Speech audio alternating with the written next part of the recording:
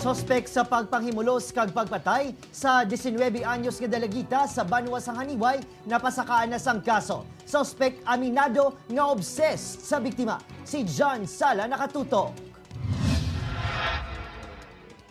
Masakit pero kinahanglan batunon.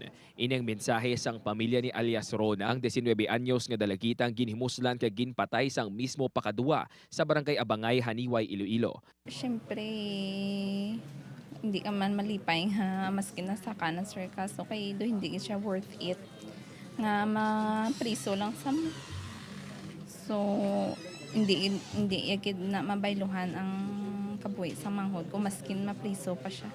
Kaso nga rape with homicide ang ginapangatubang sang suspek nga si Reggie Libwit nga aminado nga patay luyag sa biktima.